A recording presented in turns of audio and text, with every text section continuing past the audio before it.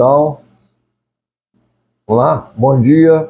Então, hoje nós vamos continuar falando sobre as evidências, né, que levam a retroalimentar o interesse, e a pertinência do estudo aprofundado da psicanálise de Freud.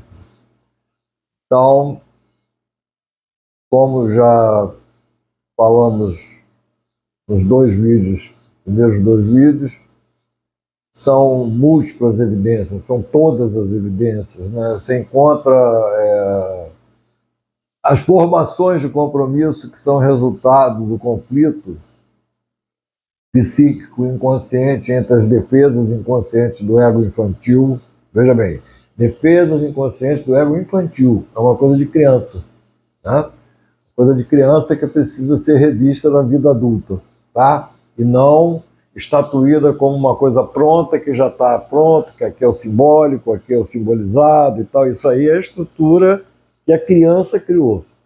A partir disso aí nós vamos ter que trabalhar para poder fazer com que a conexão do ego com a realidade prevaleça, que os ideais sejam revistos, que a maldade seja contida, né?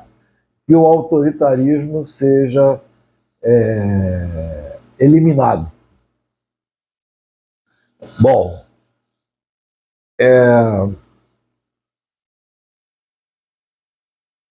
os sonhos são uma evidência poderosa das descobertas da psicanálise em relação à mente humana. Quer dizer, o que interessa basicamente em relação à psicanálise é a sua cultura psicanalítica e que é um subproduto da descoberta da estrutura da mente humana, né? Então, a mente humana ela tem uma estrutura e ela foi descoberta pelo trabalho de Freud, um trabalho científico muito bem posicionado metodologicamente, né? A metodologia de Charcot, da observação exaustiva e rigorosa dos fenômenos. E essa observação rigorosa e exaustiva dos fenômenos psíquicos mostrou que o sonho era uma formação de compromisso, tanto quanto os sintomas de transtornos mentais também são.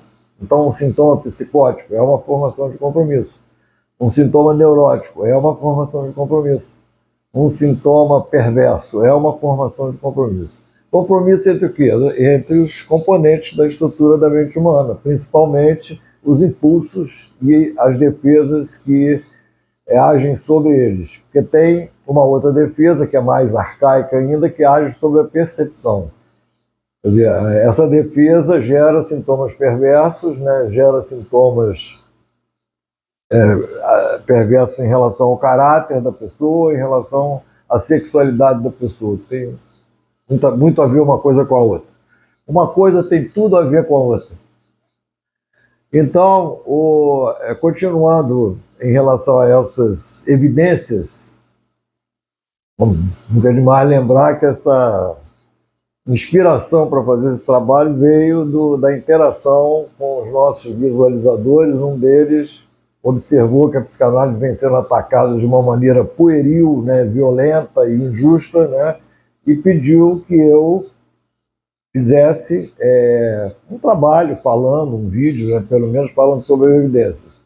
E como as evidências são infinitas, né, praticamente, nós temos que fazer muito mais vídeos do que apenas um para poder falar sobre essas evidências da necessidade da psicanálise e do valor da psicanálise na nossa vida. Então, por exemplo, o psicanalista que se preze, né, ele deve estudar muito os sonhos, né? Os sonhos são um manancial inesgotável de fornecimento de informações para a aceitação da importância da psicanálise, né? Então a gente sonha todo dia, são 4 a 6 sonhos por dia. Freud não sabia disso, tá? Ele trabalhou só com 0,1% dos sonhos que a gente consegue lembrar, né? Quer dizer, trabalhou com mais do que isso porque ele estudou sonhos de várias pessoas, né? Então, mas o universo dos sonhos que ele, digamos, se multiplica isso por 100 pessoas, né? Vai ter que multiplicar também o número de sonhos por 100 pessoas. No final das contas vai dar 0,1% dos sonhos mesmo, né?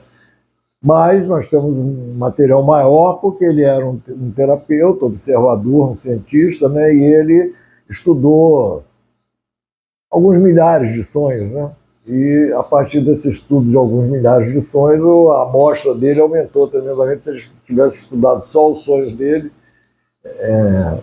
não teria descoberto tantas coisas, né? Você vê que ele, com apenas uma amostra bastante reduzida, né, do número de sonhos, continua ainda muito reduzida, porque não chamaram o psicanalista lá nas pesquisas neurofisiológicas que mostraram que o sono REM, né, com rápidos olhos, o movimento dos olhos, os olhos estão mexendo para lá e para cá porque a pessoa está vendo cenas, né, de sonhos. Então, todas as vezes que a pessoa era acordada, né, nessa situação, ela comunicava, né, que estava sonhando. Então, está comprovado que o sono REM, né, em que aparecem os rápidos movimentos dos olhos, o eletroencefalograma fica alterado com um padrão mais de vigília do que de sono, né? Então, esse período, esses 4 a 6 períodos de sono REM por noite, de 8 horas de sono, eles são corroborativos do fato de que nós sonhamos pelo menos 1 hora direto por noite, né? E se a gente se lembrar de 1 hora de sonho a vida inteira é muito, né? E a maioria das vezes a gente lembra de cortes e partes, né? Muitos têm uma dificuldade muito grande de lembrar, quando lembra tudo distorcido. Se você anotar um sonho logo depois que você o produziu, você anotou, e você tentar se lembrar dele 10 anos depois, você vai ver que ele está totalmente mutilado